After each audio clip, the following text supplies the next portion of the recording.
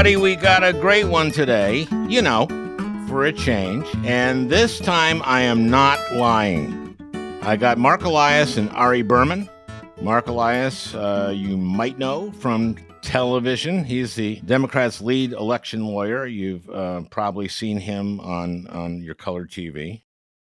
Ari Berman writes for Mother Jones magazine about election law. We've had them on together before. They're always great, but this one, I don't know what happened, but they're on fire. They worry that there's some complacency among Democrats because this past midterm just wasn't the nightmare we anticipated in terms of voter suppression, but they are alarmed and warning us about what's coming. What states are doing to make it harder for certain people to vote. Who would that be? People of color, immigrants, students, all of the above. Here's a clip from the interview that sort of sums up the whole podcast. It's Ari laying out a very scary future that Republicans have systematically created. A political system where there's just no recourse to protect democracy. And then he sees where he's going, and he kind of bails out with a lame, but I don't think that's going to happen. And I sort of call him on it, and hilarity ensues. Check it out. If they want to do something, they will figure out a way to do it. It doesn't matter. We will have a political system in which there is no recourse to try to change the undemocratic things that they're doing, because all of the options to try to check the undemocratic things that they're doing will be eventually systematically taken away one by one by one. And I think that's the scary future, where our ability to protect democracy becomes so difficult to potentially non-existent. Now, I don't think we're heading there. I don't think that's what's happening. But I think that's what they would like to happen. I think their ultimate end game. Well, then let's end with your optimism here by explaining why you're so optimistic. Well, I don't think I would be described. That's funny, isn't it? That's a funny moment, isn't it? Look, I've had Marc Elias on many times, and he's always great. We started pairing them up, and now they're like a two-man beach volley team. It's amazing. Watch these guys, listen. But you're going to learn a lot and have fun at the same time, like camp. But there are some serious and sober moments, so get ready for a bit of a ride. It's a great one today, for a change.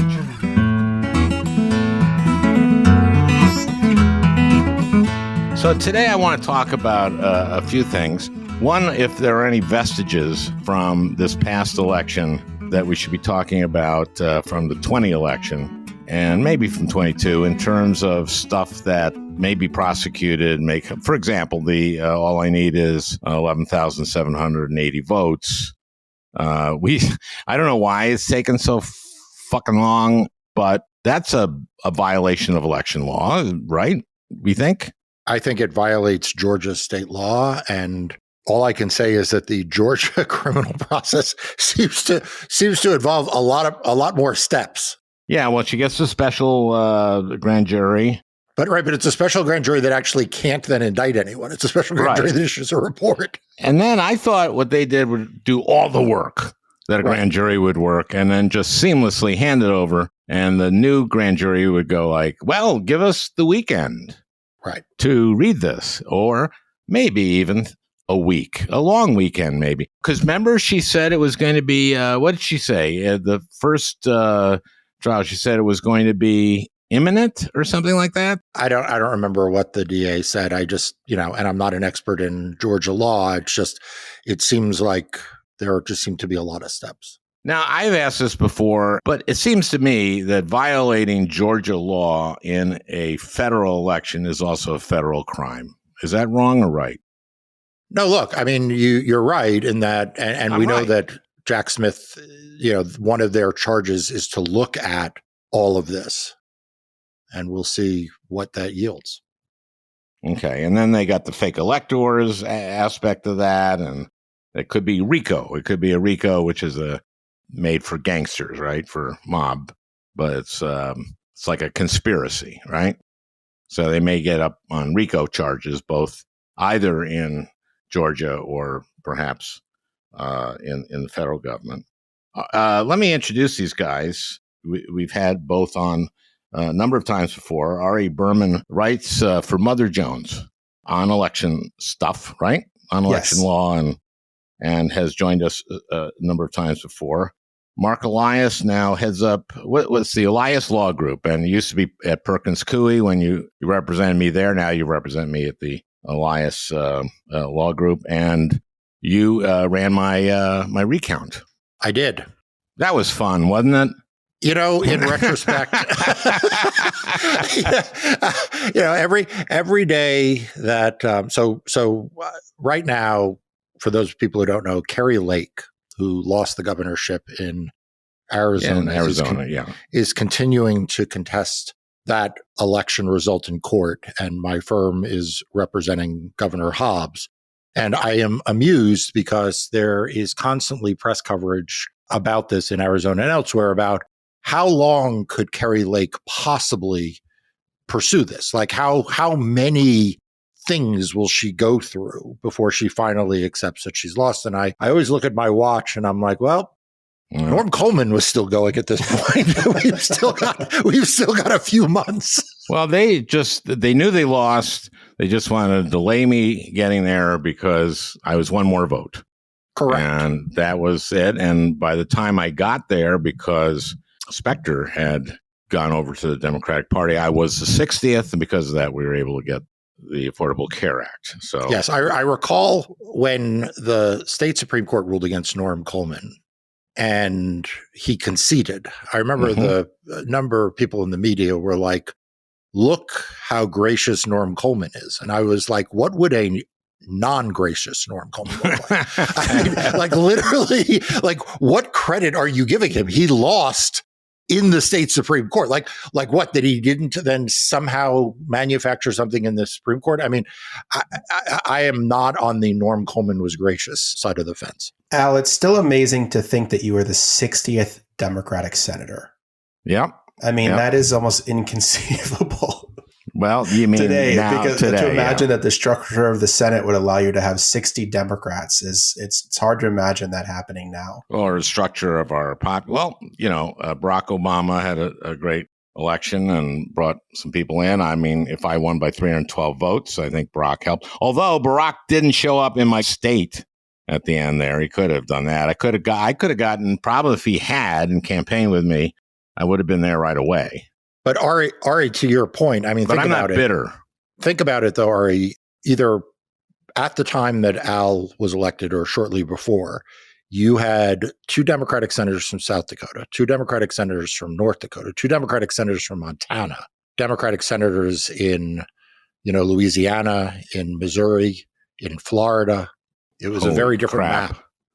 Oh, that's a good way to remember. Yeah, and I mean, it's possible to imagine maybe getting 1 or 2 in those places, but it's impossible to imagine the Dakotas being represented by all Democrats, or Missouri having 2 Democrats, or whatever it is. Well, things can change again. These things kind of tend to go slowly. So, Mark, I did a speech in Palm Springs the other day. I think I told you this, but I ran into one of the 3 judges on the 3-judge panel that heard the first case. And then it was appealed to the Supreme Court, and they ruled for me because I won. But she told me that Ben Ginsburg was lying at lunch and after the day was over. For our listeners and for Ari, basically there was this long trial, and this was long, right, Mark? In terms of this wouldn't have happened in Virginia or some other place. This length of... as I pointed out several times, at one point, one of the judges said, "Well, in Minnesota, we'd rather get it done right than get it done fast." And I said, "Well, you've given up on fast. So at this point, you might as well go for right." Well, it was slow, and anyway, so there would be the morning in court, and then you and Ben Ginsburg, the Republican lawyer who's considered something of a hero now because, He's not a Trump guy. Ari would know that, right? I mean, that's another thing that's sort of inconceivable is that Ben Ginsburg, who was the go-to lawyer for the Republican Party, pretty much the architect of Bush v. Gore, is now a defender of democracy. Yeah. And that's almost as hard to imagine as Democrats having 60 seats in the Senate at this point. Well, at this point, he wasn't a defender of democracy. In fact, he would go out at lunch and mischaracterize what happened in the courtroom. Then after the afternoon session, he'd come in and mischaracterize what happened in the courtroom. And at a certain point, it was not going well. It was all going pretty much in my direction, because it was going well for us. Just to be clear, yeah, it was going very well for us because we won the election, and that was pretty clear. And so finally, Ginsburg asked for pro hoc vice. Describe pro hoc vice. Yeah. So lawyers are members of individual state bars. So you can be licensed in one state or another, but from time to time you are asked to represent a client. For example, is Rudy Giuliani now in the New York State Bar? Rudy Giuliani, I think, is in the process or has been disbarred in New York. I think he has, but that would have been an example of the state bar he would have been in. Right. But when you visit another state or another court, you get admitted what's called pro hoc vice, which is essentially a pro forma exercise where you ask, can I appear in this one case here, even though I'm out of state? And there's a sponsoring lawyer who is a member of that state's bar who introduces you to the court either in writing or in person. And then that's kind of your gateway to be able to appear before that court. Okay, so I want to tell this right. After an afternoon session, and I suppose after one of those press conferences where he mischaracterized what happened, the Coleman lawyers went in to ask pro hoc vice for Mr. Ginsburg, and you were there. And they said, well, we'll consider this overnight. Now, what they did not know is that the judges during lunch ate their lunch in quarters and watched the press conference. Is that right? Yes. They had like closed circuit TV. Oh, right. Because it was streamed. There was that service in Minnesota that was like a C-SPAN kind of thing. Yeah. So they were watching it, and they watched it also after they wanted to see how it was being represented. And of course, Ginsburg was lying. So they said, well, we'll take this under advisement and tell you our answer in the morning. You were there. I wasn't there, but you tell me if I'm right. They said, okay. He said this to the Coleman lawyers. We will grant him pro hoc vice, but you have to understand that if he lies, you guys will be sanctioned. And they said, the Coleman lawyers said, oh, no, that's okay. I think that's a little more of a dramatic telling. But I think it's just that, well, except that I ran into one of the three judges in Palm Springs where I gave this speech. Retired, I assume, at this point? I think so. And I asked her to give me the rundown on this because you and I have discussed this before. I think you're a little foggy on it, just a little teeny bit. She confirmed everything I just said. So Ben Ginsburg, he may be a hero now, but oh boy, I didn't like that. But that one's done, of course, a long time ago. But what's remaining from the 20 election? Obviously, the Georgia stuff. I saw that Smith is looking at the companies that did the research for the Trump campaign to find out if there was fraud, to identify the fraud, right? There were two companies, Ari? Yeah, there were two companies that were tasked with finding the fraud. And of course, they didn't actually find the fraud. No, what companies were they? Do you remember? They were like... I don't remember. They're very like generically named companies. And Ari, this is before... When is this? I don't know. It's all kind of blends together at this point. I thought it was after the election. It was after the election. I don't know when exactly. Because there were so many efforts going on in tandem, as you remember, Mark. It was hard to know like who was doing what. One of them was named Kellogg, I think. Was that one of the... I can look it up while we talk. Okay, well, these were like firms that do shit like this, right? And they are hired to find that fraud, right? And they came back, both of them came back with, there's been no fraud. One is called the Berkeley Research Group. Okay. And one is called Simpatico Software Systems. I think I really Simpatico. That Simpatico sounds like they'll do it in your favor for you. Yeah, I mean, if you can't get Simpatico to be simpatico. If you can't get Simpatico to tell you, you're right, client, thanks for the money, then you know you probably don't have a very good case. But both of them said, no, there's nothing here. We looked as hard as we could. Thanks for hiring us. But we've come up with a very, very, very rock-solid conclusion, which is there was no fraud, no meaningful fraud that could lead to a change in the election. So that kind of ends that then, doesn't it? Yeah, and Mark knows this very well, that there was all sorts of documents signed under oath in these various cases, including in Georgia, where they admitted there was no fraud, when they actually had to sign documents under oath. Who's they? The Trump campaign. The Trump campaign signed documents admitting that there was no evidence of fraud under oath in various cases. So they could be charged for that. But then they exactly. So they could theoretically not be prosecuted for lying, but then they kept saying publicly there was fraud. And basically what they're trying to prove, correct me if I'm wrong, Mark, because you know more about the legal aspect than I do, is that Trump was intentionally misleading people, that he knew there was no fraud, but he said it anyway. And that's the kind of intentionality you need to have to prove something like racketeering, correct? Yeah, that's exactly right. I mean, one of the things that was always frustrating at the time, and for those in your audience who don't know, I represented President Biden in the Democratic Party in 65 post-election lawsuits. How did you do on those? Yeah, we won mixed. We won 64 of them. We also represented the campaign in the two Georgia recounts and the Wisconsin recount. And those, but that 65th, the one you lost, that must have been something, because that could have blown the thing wide open, right? Because wasn't it on curing ballots? This is the one you lost. I want you to tell us the one you lost and how it meant nothing. Yeah. So the one case that Donald Trump prevailed on was what the cutoff date was for people who had cast a mail-in ballot and I believe it was that they had failed to sign their mail-in ballot return envelope, whether they had a 5-day period to come in and provide a signature or a 7-day period to come in.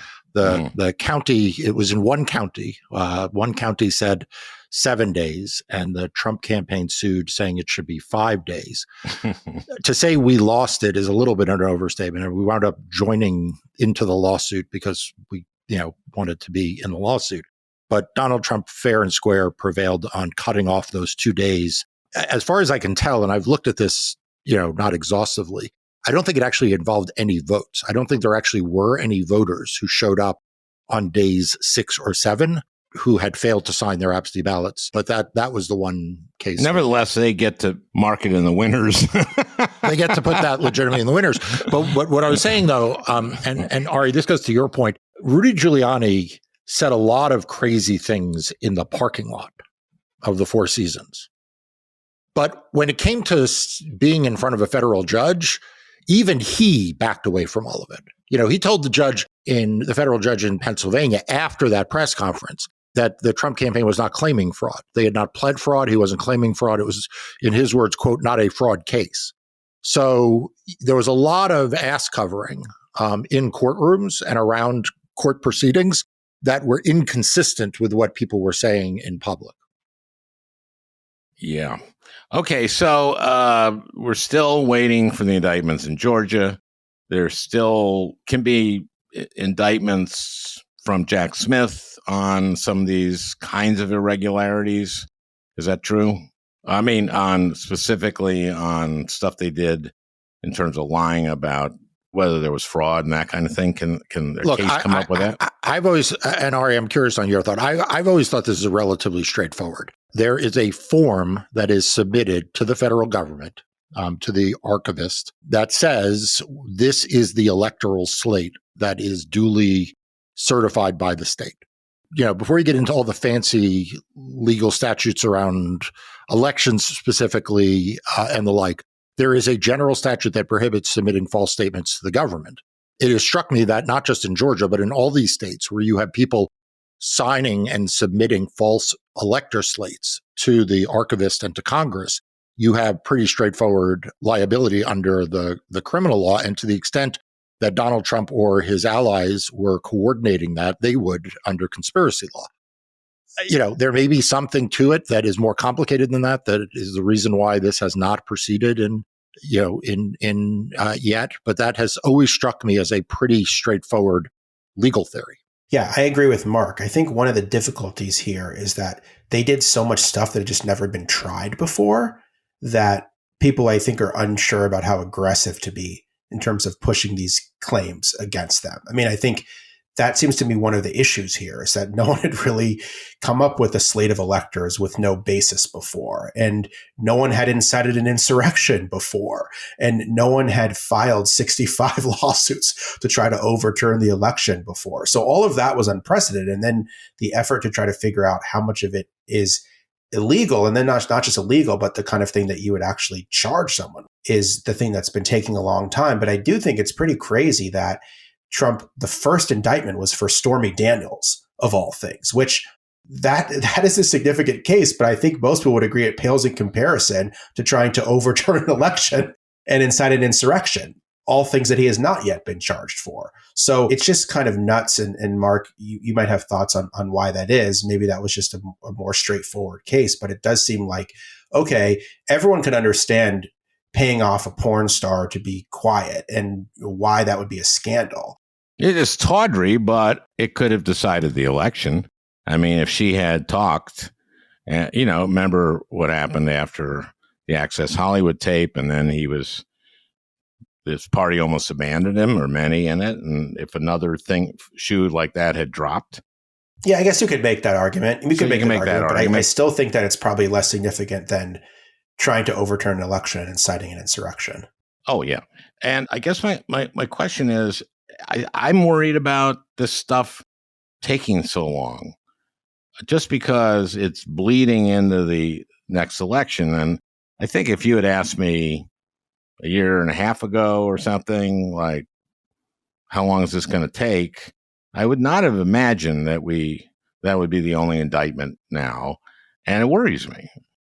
Yeah, I'm not sure it worries me. And Ari, this is kind of more in your lane than mine. From a legal standpoint, it doesn't worry me so much as if there is one thing that American history has taught us, and the failed Reconstruction efforts after the Civil War, and that, other countries that have experienced these types of authoritarian efforts, is that if you don't deal with them head on, and you just think you'll let the conduct of January 6th slide, you'll let the attacks on democracy slide because you want to be conciliatory, you want healing, that it doesn't actually heal it, it actually incubates it for the next time. It's not that I'm worried about the charges that have been brought. I'm more concerned with the incentive structure that it set up for the next time. If people feel like, well, we were able to go this far last time and not wind up in trouble, so we can push it even a little further next time.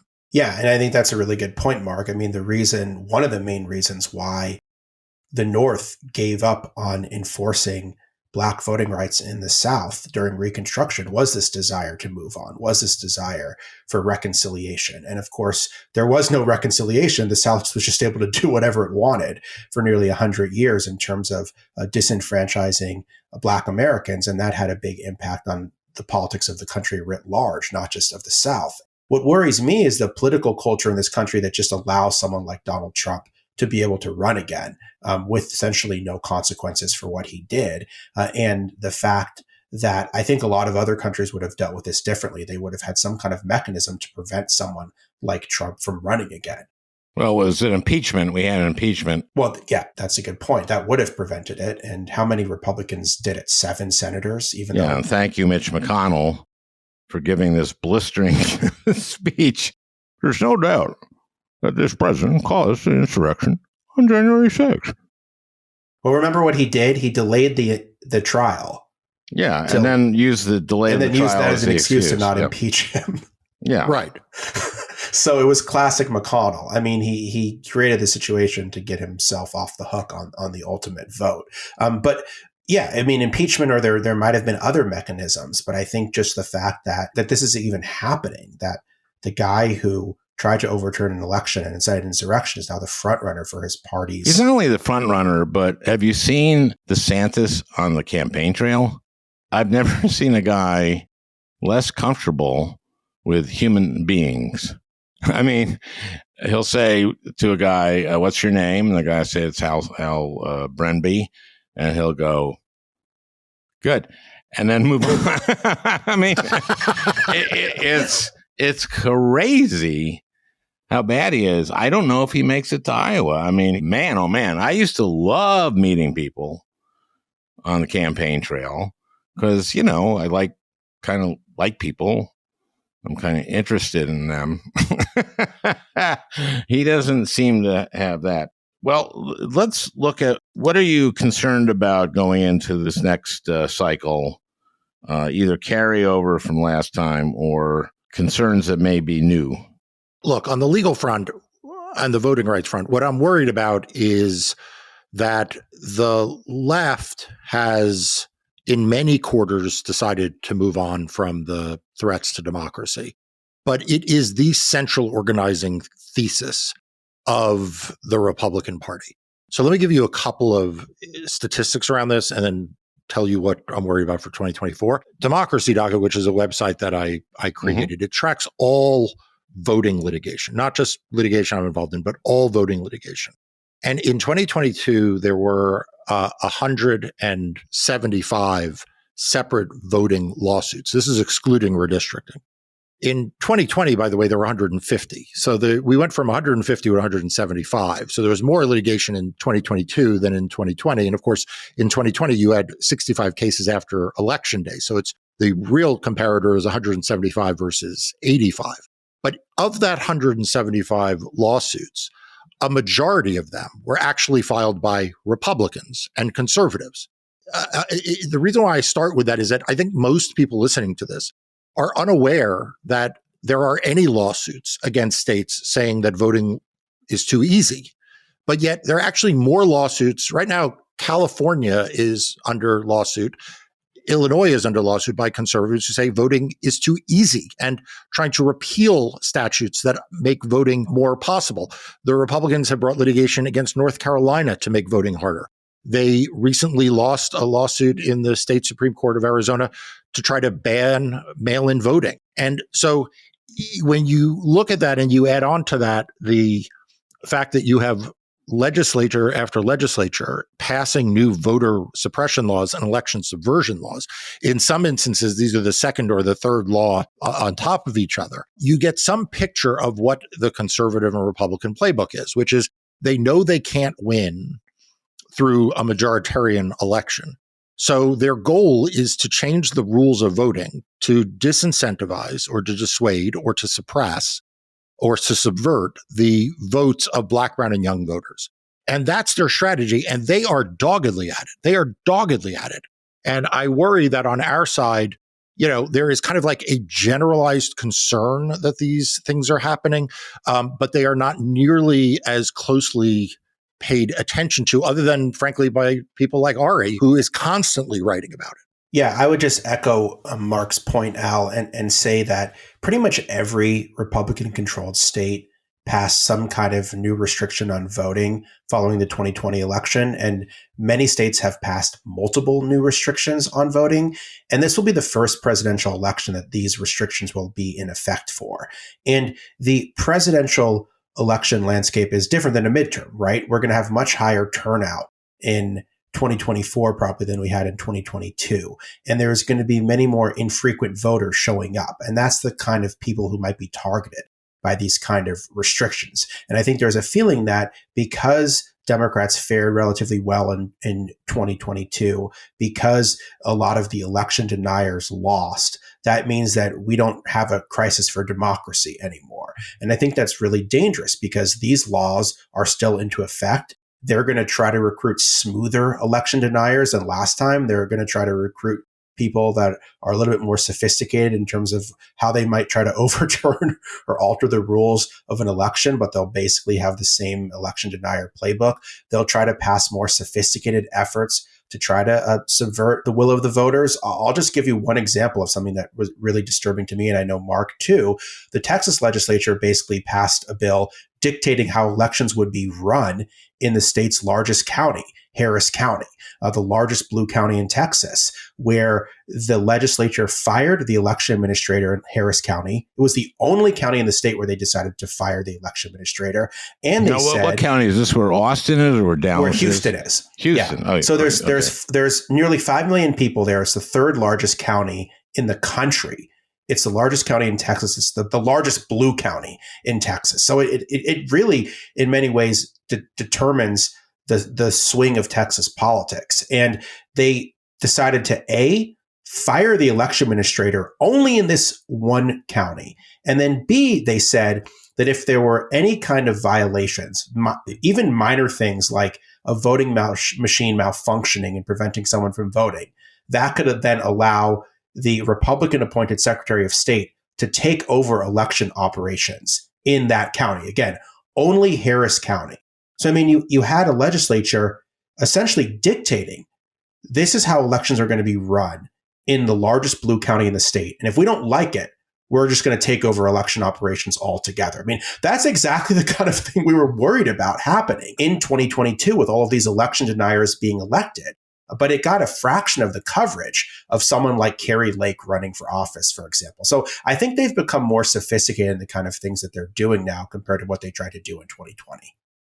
Are they continuing, of course they are, to go with that there was a lot of fraud with that myth? Are they trying to in Harris County, there were some election problems in 2022 because it was the first election where they used a paper ballot system. They also had new restrictions they had to follow based on the voter suppression law that the Texas legislature passed in 2021. So that created some problems in Harris County where some polling locations ran out of paper ballots. But basically, Republicans, they did what Common Cause Texas called it, the Texas version of the big lie, where they basically said that Democrats who ran the county intentionally took away paper ballots from Republican areas so that Republicans wouldn't be able to vote and they would lose close elections. Now, ironically, that's exactly what's being done in black and brown neighborhoods for decades. But nonetheless, that's what they argued. And basically they said, all of the elections were fraudulent in Harris County because Democrats intentionally disenfranchised Republicans. There was no evidence that happened.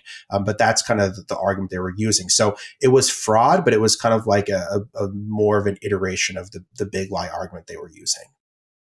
Al, I think we'd be making a mistake, at least with respect to the House of Representatives and control of these legislatures, to not also note that there is another way you suppress voters, which is by engaging in the kinds of outrageous gerrymandering that we've seen Republicans. And that's not over. We're going to see Republicans redraw maps in several states in ways that would have defied common sense or defied even imagination a few redistricting cycles ago. North Carolina, they're going to redistrict as an example. DeSantis redistricted in the face of so-called fair district amendments in a way that specifically targeted Al Lawson, a black member of Congress. And so it's part of a larger ethos on the right to try to use the rules to affect the outcomes. And when did the Supreme Court say we're not going to get involved, we can't get involved in any partisan gerrymandering? In 2019. 2019. In the Rucho decision. But the kind of things that Mark is describing are such blatant racial gerrymanders that it's pretty amazing that those kind of things haven't been struck down in court. Which presumably they can be involved in. But I mean, I think the fear is that the Supreme Court is very shortly going to also make it very difficult, if not impossible, to strike down racial gerrymandering too, leaving many fewer options here. And I think it's just amazing if you go back and you look at the landscape for voting rights before the Supreme Court gutted the Voting Rights Act in 2013 and the landscape afterwards.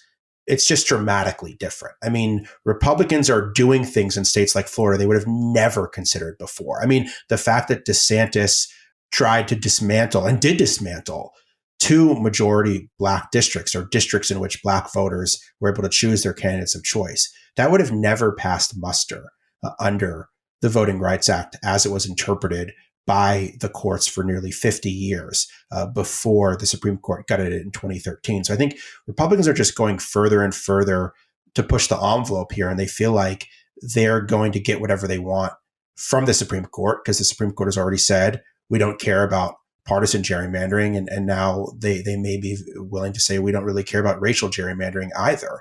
And that just makes, I mean, the options for trying to strike down gerrymandering just keep becoming more and more limited. It doesn't mean it's impossible, right, Mark? I mean, you've won a number of these cases, but I feel like it's getting progressively harder. Yeah, it's getting harder and it's getting harder and harder for the reasons you said. You know, we won a case in Alabama under Section 2 of the Voting Rights Act. And they said it was too late.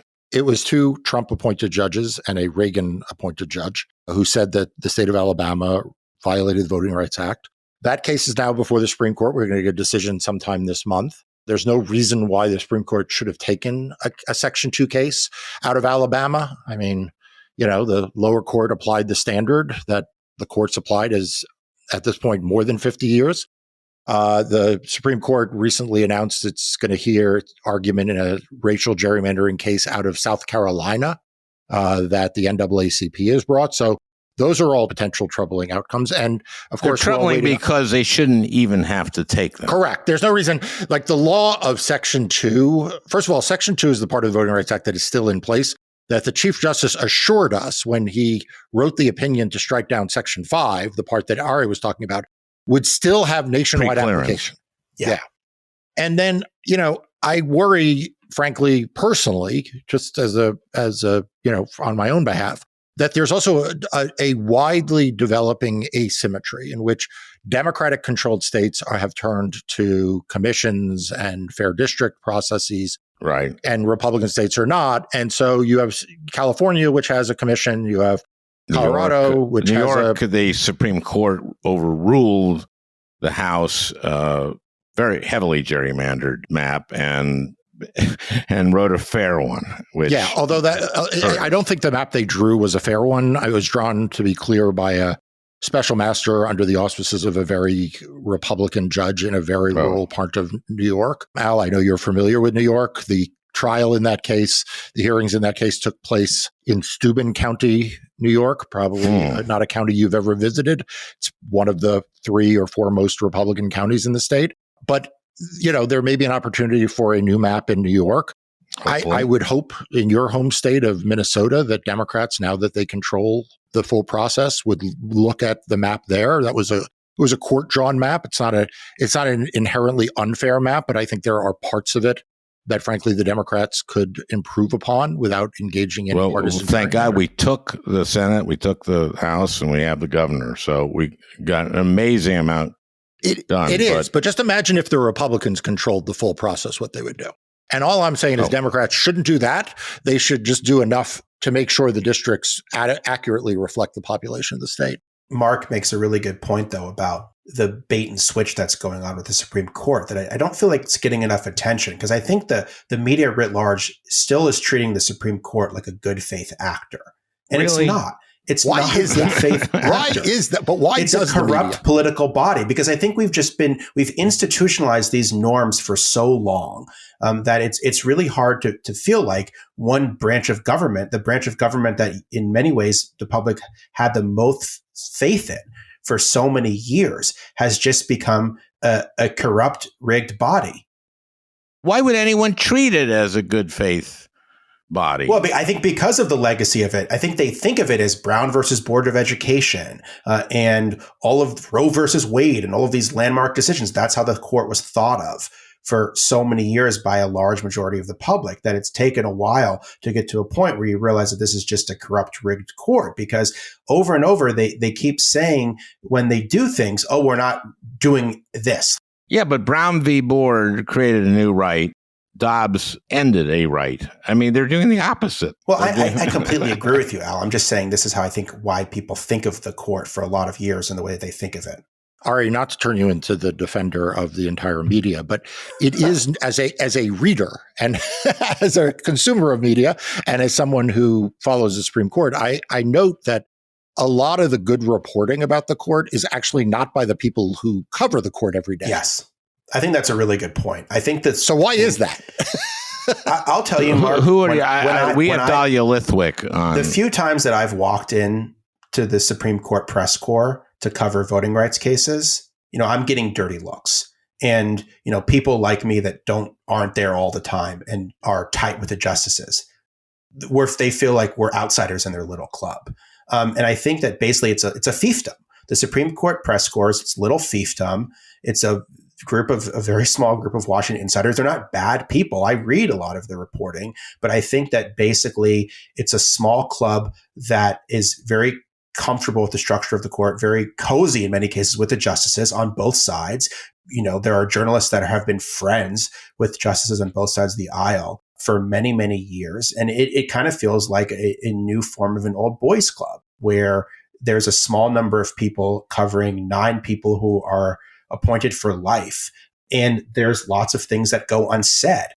How did all the people that know Clarence Thomas the most, that have covered him closely, not know about all the things he was doing, not look more into what his wife was up to, not look more into his friendships with donors? I mean, this is the kind of thing that, you'd think that the people that are closest to it would have the most incentive to try to uncover. But I think it's because it's such a clubby institution. Well, they don't have the incentive. Why aren't Supreme Court decisions live streamed? Good question. It's crazy how arcane this system is. I mean, we can watch every congressional hearing pretty much on live stream, but we have to constantly update on SCOTUS blog for someone to run in and out of a room to get opinions on what happens before the highest court. I mean, it's just the whole way the Supreme Court works is so crazy. But just to make my final point, the Supreme Court said in Shelby County versus Holder in 2013, we're striking down the requirement that states with a long history of discrimination have to approve their voting changes with the federal government, but we're not touching the other part of the Voting Rights Act that applies nationwide and is permanent. Well, then they turned around and gutted that case in 2021. Then in the redistricting case where they said, we're not going to strike down partisan gerrymandering, we're not even going to review partisan gerrymandering cases, they say, well, we're not doing anything to disturb racial gerrymandering. Well, now they're hearing a case that is probably going to make it very, very difficult, if not impossible, to strike down racial gerrymandering. They also said, we're going to defer to state Supreme Courts. Well, now they're hearing another case, Moore versus Harper, that can completely neuter the power of state Supreme Courts and say that legislatures can basically do whatever they want. Are they still going to review that because the court changed? Well, right. That's a big, Mark. Do you have theories? No one really knows what they're going to do. I don't think we know. What happens, so that everyone listening, the North Carolina courts struck down the North Carolina map as unconstitutional under the state constitution. And this is when it was a Democratic court, or progressive then court. There were elections and the court flipped to be Republican. The Republican state Supreme Court then reheard those same cases, which was a little odd unto itself, and came to the opposite conclusion, said that there is no cause for partisan gerrymandering, and undid that. In the meantime, before that second case by the state Supreme Court, there is no cause to rule that there's partisan gerrymandering. The case goes to the U.S. Supreme Court. And so the U.S. Supreme Court is now reviewing a court ruling that has been essentially undone. And so, full disclosure, my law firm represents the Harper in Moore v. Harper.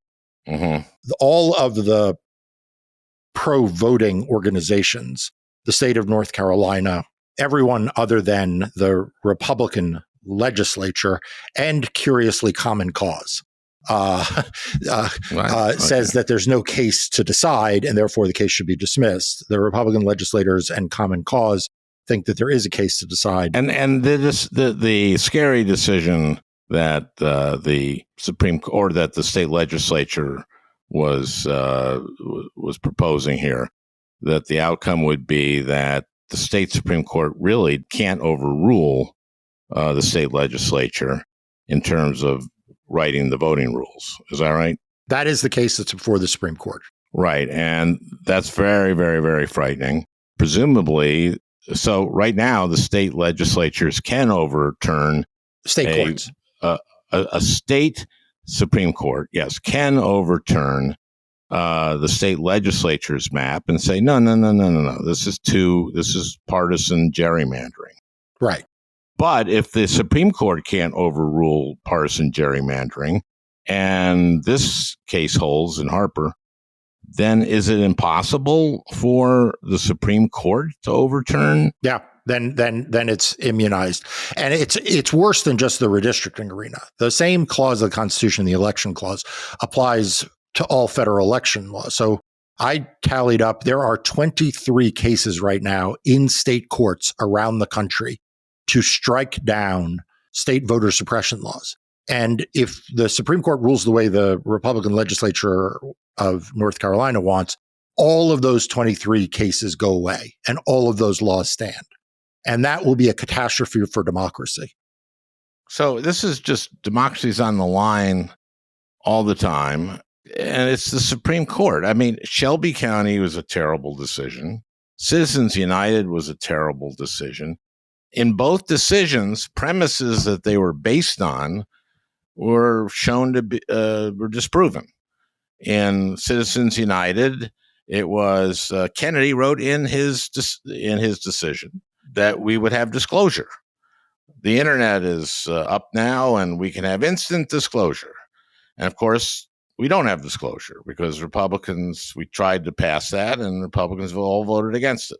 Look, I'll let Ari speak to the motivations, but whether it is bad guessing or Republican malfeasance or disingenuousness on the court, in case after case, I mean, Ari correctly cites the Chief Justice said that, don't worry that there's no federal cause of action for partisan gerrymandering because the state courts can still police that. Well, now we've got Moore v. Harper and we're waiting on the outcome there. When Shelby County came out, not only did the Supreme Court say that Section 2 would have continued vitality throughout the country, and now that's being questioned, but in Citizens United, as you say about disclosure, in case after case, the Supreme Court is predicating its outcome on a assumption about how the political branches will respond, which just doesn't turn out to be true. Or they know that their decisions. Right, that's why I said I leave it to you, exactly. Ari, whether it's because I mean you look at what Alito said in Dobbs. He said we're just returning the issue of abortion to the democratically elected state legislatures. Well, the Supreme Court has made those legislatures in Republican-controlled states as undemocratic as possible by allowing voter suppression laws to stand, by allowing extreme gerrymandering to stand, by allowing those states to be flooded with big money. I mean, so the idea that they're saying, okay, we're going to return an issue to a branch of government that the court itself has shaped to its liking over and over and over, to me just shows the bad faith reasoning. And I think it shows why we need to stop taking the court at face value and start describing these opinions as part of a longer term political project by the GOP to try to undermine the will of the people. That's really what's going on here. And the Supreme Court has become a major driver of this effort. And I think that just people are just now, largely because of Dobbs, finally coming to grips with that. But you're right, Al. To me, Citizens United and Shelby County were the twin evils that really created the anti-democratic momentum within the Republican Party. And both based on premises that weren't true. So let me ask you whether this is naive or just incredibly stupid. You write an opinion like Kennedy did and said, the great thing about this is that there'll be instant disclosure of who's spending the money. So then that doesn't happen. Why can't you revisit it? Why can't someone revisit the case and go like, the whole opinion hinged on this and it turned out not to be true? Why don't you guys should you have to look at it again. You have to. And then on Shelby County, it was all hinged on we don't need it anymore because it's worked.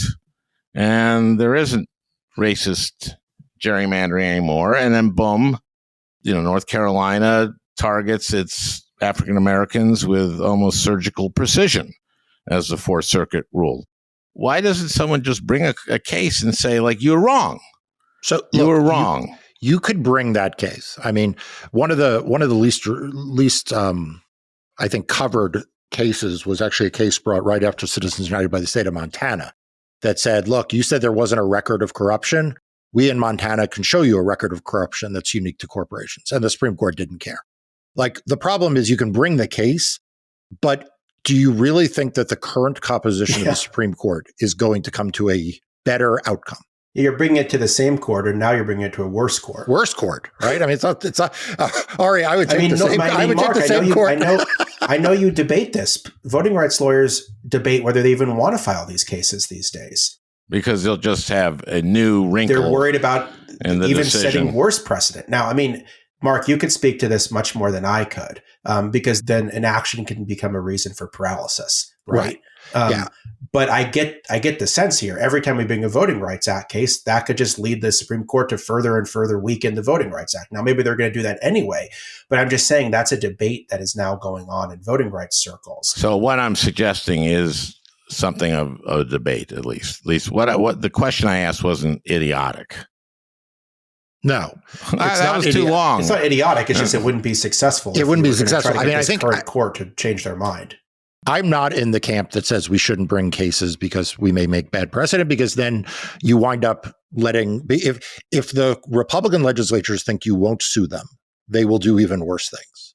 You have to show the other side you're willing to use the tools available. But that said, I think that part of what you're getting at, Al, and part of what I hope on the left develops is a longer range jurisprudence that we want to get behind. You know, a lot of these things that Republicans are doing now, they didn't originate a year ago or 2 years ago. This has been a mission of theirs for a long time. I mean, look at the fight, Ari, you mentioned over abortion, how long they have had this mission. And I just hope that our side doesn't get distracted from the attacks on democracy and not dedicate the time and energy necessary to build a positive jurisprudence so that when the composition of the courts improves, we're able to have something in place.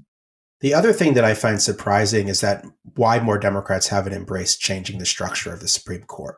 Part of the problem is that a lot of Democratic elected officials are still treating the court as a good faith branch of government. I mean, it's like they're begging them to testify on ethics. Why don't they just pass new ethics rules and say, this is what you have to do? I mean, I understand they don't control the House. They can't just do that. But I mean, they had power over the last 2 years, and maybe they couldn't have changed the entire structure of the Supreme Court with a 50-vote majority. I get that. I'm a political realist. But Biden didn't even want to have the conversation. I mean, his Supreme Court commission did some good work, but it pretty much was an attempt to try to bury the issue.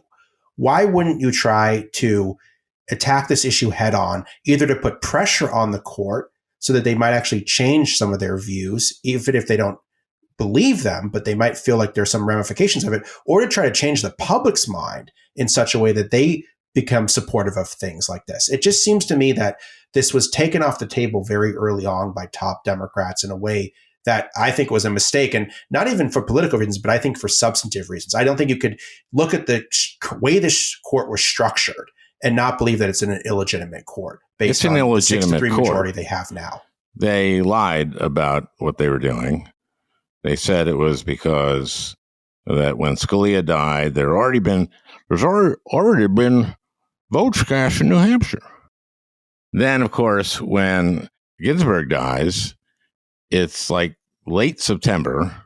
Coney Barrett gets sworn in 8 days before the election, when tens of millions of votes, real votes, not in a primary, but actually for the president, and it was all about the American people have the right to pick the president who's going to choose the next. The hypocrisy, and they don't care about it. Then, you know, they said, if they lose the Senate, will you not let the president nominate? And they go, yeah, of course we wouldn't. They don't hide it, right? I just think it's a mistake not to have the conversation. I think if your goal is restoring democratic norms, then one of the ways to restore democratic norms is to restore democracy to the Supreme Court. And I think right now it's not a democratic body in the sense that it doesn't reflect the will of the voters, and it was composed in an illegitimate manner that defied basic democratic norms. So, Mark, I don't know what your thoughts are on this, but it just seems to me that we should have had more of a conversation about it within democratic circles. I agree with you. We should have more conversations about it. I also think that when you look at some of the reforms, for example, expanding the number of justices, it doesn't take the need to even call the court illegitimate to do it. There's nothing magical about 9. The Supreme Court was not, the number of justices was a historical accident. It has nothing to do with anything that was planned out this way.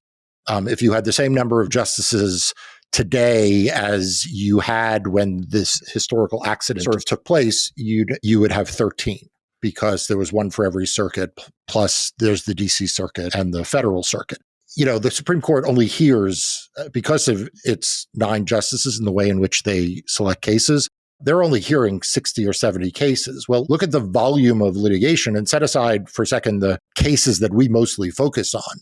There are lots of cases that the Supreme Court is not deciding and not hearing that have no partisan valence, but which a larger court would be able to hear. So I think that there are good reasons to do that. I also think, by the way, we as Democrats should be spending more time talking about expanding the size of the courts of appeals and the district courts. Getting a case heard. Al, you started this conversation by talking a little bit about some of the criminal cases. If a case gets filed in Washington, D.C. right now, a criminal case, and the criminal cases move faster than civil cases, a complex criminal case will take a year before it gets to trial. A civil case, because they get bumped for the criminal cases because of the Speedy Trial Act, could take multiples of years. Well, one way you deal with that is you simply appoint a lot more judges to those lower courts. And so I think that those are things that don't get caught up in some of what maybe, Ari, the apprehensions are among some Democrats. I don't have all those apprehensions, but there are practical reasons why I think some of these reforms could be addressed on those merits. I mean, Al, weren't you on the Judiciary Committee? Yes, I was. So you have interviewed some of these justices under oath. Well, yeah, the only Republican ones was Gorsuch, who I asked him about the frozen truck or what he would have done. I was going to say the only thing I remember from any Supreme Court hearing was you having an exchange about some poor guy who died on the side of the road or something. Well, would have died unless he did the smart thing. It was 13 below. He was out there freezing. He had fallen asleep. His brother-in-law had called him. He had hypothermia. And the company told him, nope, don't leave. We're going to come get you. But it had been hours. And he unhitched the trailer, which had frozen brakes. That was the problem. So he did that. He went out and found a place to warmed up, and came back. And they fired him because he, quote, didn't drive the vehicle. They said you can either drive the vehicle out or stay there. And because he unhitched the payload, under Gorsuch's thinking, he didn't drive the vehicle out. And he was in the minority. The other three-judge panel, the other two said, no, he drove it out. Also, he could have frozen to death. And I kept asking Gorsuch, what would you have done? Oh, I don't know, Senator. I had empathy for the man, but I didn't put myself in his shoes. Well, what does empathy even mean? Oh, God, I did not like him. It's just, again, I think it's just Republicans, back to Mark's earlier point, have been so much better at playing political hardball than Democrats. I mean, they would have never allowed a situation where somehow or another one of their justices was blocked for a year, and then another was nominated. What would we have done? I don't know. I mean, I don't know what Republicans would have done, but I just think they would have found some sort of way to put a Merrick Garland on the court or to prevent a Neil Gorsuch from getting on there. I mean, I get that there's political realities and you can't do anything about these kind of things. Well, you remember they got rid of the filibuster. This filibuster on Gorsuch. And so now every one of these is going to be hyper partisan. They got rid of the filibuster to construct a 6-3 Supreme Court supermajority, but Democrats, namely two people who were basically are no longer Democrats, wouldn't get rid of the filibuster to protect voting rights for the next generation. I mean, that's the kind of political asymmetry we're talking about. And Al, look, they are rolling out right now a theory in the U.S. Supreme Court in Moore v. Harper that basically says there is no state court judicial review. This is the case we were talking about. Right. Okay, that's a made-up doctrine. I mean, it's just, let's call it what it is. It is a made-up doctrine. They recently, in an area of law I don't really practice much in anymore, but in the administrative law context, they created something called the major questions doctrine. That is also a made-up doctrine. Like, they'll do anything. Right. So I'm going to go on record on your podcast, and in 10 years or whenever it comes up, you'll replay this. If there is a Republican president who wants to put someone on the Supreme Court, and there is a Democratic Senate, he will say he has talked to senators on both sides. He has sought their advice. He has gotten their informal consent to the extent he needs it, and then he'll put them on the court. And as fanciful as that sounds right now, and I'm not saying that is, by the way, right by any stretch of the imagination, but like, that's what he'll do. Well, I want to hear the part where he says, I've gotten their consent. And then the Democratic leader. So now this person the Democratic leader goes, okay, here we are. Did anyone give their consent? No. So you're lying, Mr. President. I mean, Ari, I don't know if you think that that's too extreme for the Republicans. That's exactly what I'm saying. If Republicans had faced a Merrick Garland situation, they would have figured out a way to put Merrick Garland on the court. Like, I think Mark's absolutely right. They would have just recessed upon him and said, challenge it, try to change it, try to challenge it after the fact. But he's going on the court. I think they would have done that because, I mean, we've seen Republicans do things like this. I mean, they made up things left and right to try to overturn an election. They've then tried to institutionalize the made up stuff before the Supreme Court. I mean, basically what they're asking the Supreme Court to do is to sign off on the theory that the Trump campaign used to try to overturn the election. Correct. In all of these places. I mean, that's what they're trying to do. They are trying to get the Supreme Court to sign off on what could credibly, I guess, be described as their most important theory behind, to say that there was a theory, their most important theory behind why the election should be overturned, right? Because state legislatures have unfettered power to essentially do whatever they want. I mean, that's what John Eastman was arguing. And that's what he argued in 2020. And that's what he's arguing before the Supreme Court now. Yeah, well, he said he was going to lose 8-1, and I imagine that was Thomas. Right? That was 8-1 in terms of 2020. That wasn't 8-1. Yes, that's what I'm saying. Harper, right? Right. I mean, 4 justices have already endorsed the independent state legislature theory. Right. So, I mean, it could get dismissed for any number of reasons, but it doesn't seem like it's going to be 8-1, even though it's essentially the same theory, right? Mark? Yeah, no, that's exactly right. Okay, let's guys.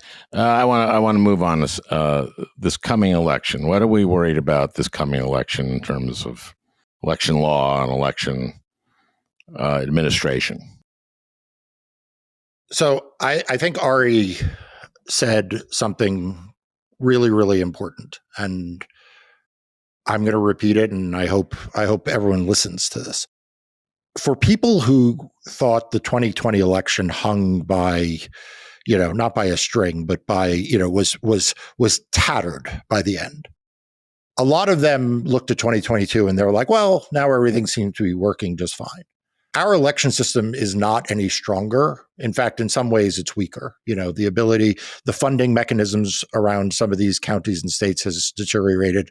The voter experience, the laws have changed in ways that make the voter experience harder. Fewer good people want to work on elections, either on a volunteer basis or in a paid capacity. And so what Ari said earlier is, and I'm going to use my words, not yours, Ari, but I hope I am capturing this, is that 2022 wasn't a stress test. The people who vote in the midterms are people who are going to be voters no matter what, right? They're turned out in an off year. And the system doesn't face the same kind of volume. So at a very, very baseline level, what I worry about is that the system is under more and more stress than it was in 2020, and that the progressives have sort of gotten this false sense of security by what happened in 2022, that it's actually a more robust system when it's actually weaker. Ari, did I capture that roughly right? I think that's a really good point, Mark. I mean, the thing is, what has changed since 2020 and what happened in 2022 is in a number of really key states, we dodged a bullet, right? But we didn't bring the patient all the way back to health. We haven't actually done anything in a lot of these places to make the election system better. Now, in some places they have, right? Michigan flipped and they've passed a number of laws that should lead to better elections. But in a number of states like Wisconsin or Pennsylvania, where at best there's divided government, the laws have not changed, right? Do you think that the different Supreme Court in Wisconsin could change some of Wisconsin? Sure, it could change it. But I'm just saying, as of now, the election system has not been secured in those states. And then in states like Georgia and Texas and North Carolina, et cetera, the laws have changed for the worse. So, I mean, there is no baseline protection for voting rights that has been passed since 2020 to give you ultimate confidence in how the election would go. And that is all the usual stuff, just making it harder to vote. I think you might be downplaying the significance of all the usual stuff, Al. I mean, targeting college kids, you have to live, they send to your home address in Pennsylvania if you go to school in Texas and you don't get a reply, you're off the rolls. Yeah, right? Look, yes, but to Ari, I think what Ari is saying, or at least for myself, one of the challenges I face in talking to people who have means about what voter suppression means is that it is so foreign to them that sometimes it's hard for them to imagine. So how long would you wait in line to vote? You're a former U.S. senator. You're a very prominent American. You have lots of resources. Would you give up 3 hours of your day to wait in line to vote? Would you give up 5 hours if you knew it was going to take 5 hours? And so for someone now who is poor, or someone who now has daycare or childcare obligations, that is not just making it harder. That is effectively taking away their right to vote. And when you look at who waits in line to vote in America, it's basically Black voters and college students. And so it is a tax that legislators are able to put on the most vulnerable voters without it being felt by people who don't live in those communities. You know, there's a statistic I'll give you, and then I'll get off this soapbox. From the 2020 primary in Georgia, we sued after there were long lines, and in the 6 metro counties of Atlanta, if you were in a precinct that was 90% or more registered Black voters, you waited in line an average of 51 minutes to vote. If you were in the same 6 counties, so there's no argument about resource allocation, there's no argument about different personnel, same 6 counties, and you were in a precinct that was 90% or more white, you waited an average to vote 6 minutes. 6 minutes versus 51 minutes. Now you understand what it means to say you can't have food and water in line. It is the final indignity being heaped on folks who are waiting in line. And those folks are not the white voters. If you are waiting 6 minutes in line, you don't have time to eat. And so there is a fundamental structural problem that these voter suppression laws interact with that create not just barriers to voting, but fundamentally just disenfranchise voters. So your anticipation is that this is going to continue and, if anything, get worse. It is getting worse. There were more anti-voting laws introduced this year and more anti-voting laws enacted this year than in 2021. In 2021, there were anti-voting laws enacted and Major League Baseball moved an all-star game. The corporate America took out a full-page ad. Democratic legislators walked out of Texas. It was leading the national news. That's still going on. Idaho passed a law banning college IDs. Ohio passed an omnibus voter suppression law. Florida passed yet another omnibus voter suppression law. Texas, as Ari said, is passed these laws that literally target one county, which happens to be the most Democratic county in the state. So it's not getting better. It's getting worse. Okay. Well, that's I think what I was the one asking. positive takeaway, I think the positive takeaway from 2022 going into 2024 is that 2022 showed without a doubt that a majority of Americans want to defend democracy, and that if given a choice between someone who believes in democracy and someone who doesn't, they will choose the person who believes in democracy. But there was also, that was the leading issue. You could argue there were two huge issues in the 2022 election, and they were related. They were abortion and democracy. And of course, the Dobbs decision was a result of an undemocratic political system. So in many ways, they were one and the same. But to have all of those election deniers defeated, it required democracy to be on the minds of people. And it required a movement that could persuade a majority of Americans to believe that, as Joe Biden said over and over, democracy is on the ballot. And I think Mark's concern and my concern is that in 2024, that's getting overshadowed by other things, right? That's getting overshadowed by the circus in the Republican primary. That's getting overshadowed by so many things. And people feel like democracy isn't on the ballot anymore, when the same things are at stake in 2024 that were at stake in 2022. And by the way, the big thing we haven't talked about is Trump is on the ballot, or might be on the ballot in 2024 in a way that he wasn't in 2022. The stakes for democracy are as great in the next election as they were in the last one, but it doesn't seem to be getting the same level of attention or being treated with the same level of urgency. So what are the points that we need to be anticipating going forward, or is this just happening daily in different places? I mean, this is how daily it's happening. So Dobbs comes out, a bunch of states decide that they're going to restrict abortion rights. Well, a lot of those states have ballot initiatives. So folks who want to protect abortion rights decide they're going to put things on the ballot and try to protect abortion rights through the ballot initiative process. They get above 50% now. They want to change it to 60. Yeah. So Ohio, Ohio then passes a law to change the threshold from 50 to 60. Recently, Ohio Secretary Frank LaRose said, quote, the effort to move the threshold is, quote, 100% about keeping a radical pro-abortion amendment out of the Ohio's Constitution. Right. So, like, that's just rigging the rules because you don't like democracy.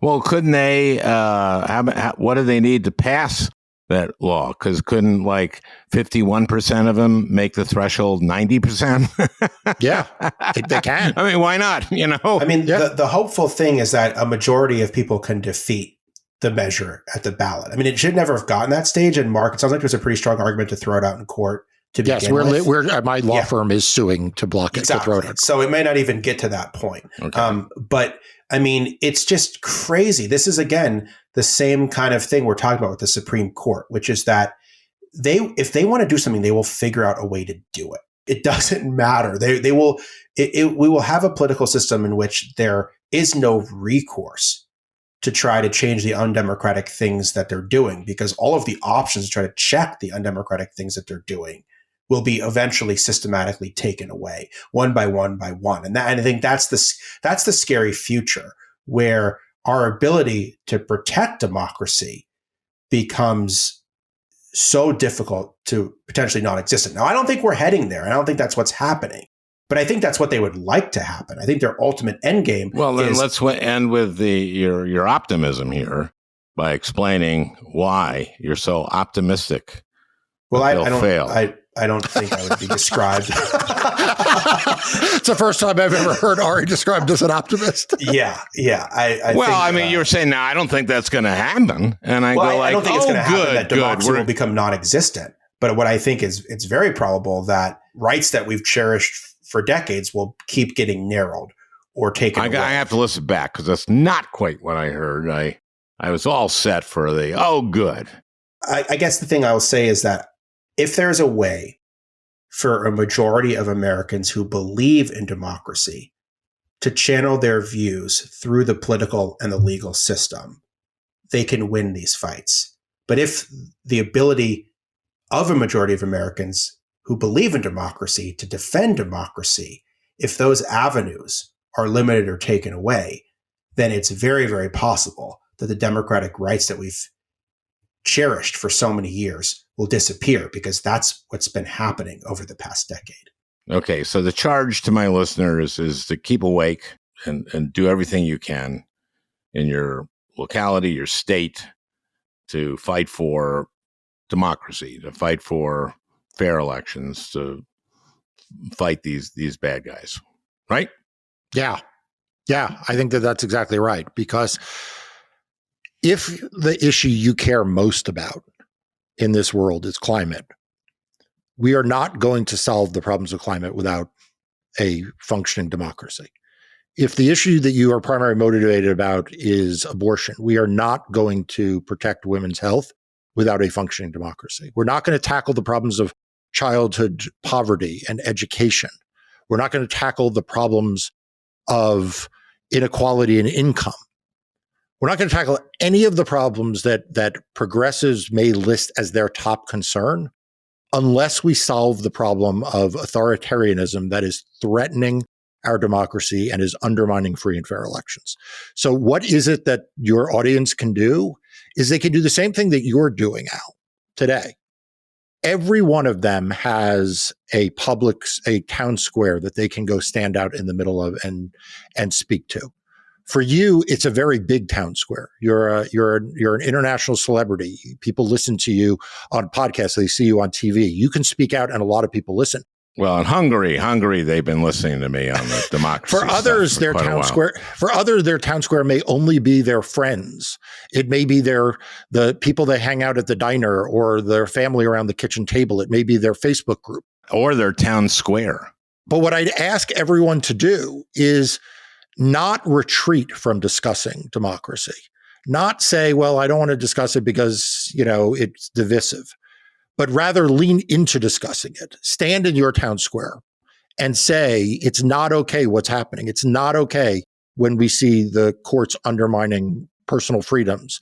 It's not okay when legislatures are changing the threshold for ballot initiatives. It's not okay when candidates are running on a big lie platform, because it is only by ordinary Americans all speaking out that we will be able to win the war and the battle for hearts and minds, because democracy relies not just on the rules and on the laws and the norms, but on how people feel about things. And so that's what I think your audience should do. Well, that's your charge, folks. And thank you, guys. This has been a great one for a change. Well, no, you're always great, but I mean, most of my podcasts are just dreck. Anyway, but this is, I think, for my listeners, a big pick-me-up, and they may even listen to my next one now. So thank you, guys. Thanks so much, Al. Thank you, Al. Well, I hope you enjoyed listening. That beautiful music is by Leo Kottke, the great Leo Kottke. I want to thank Peter Ogburn for producing this podcast. We'll talk again next week.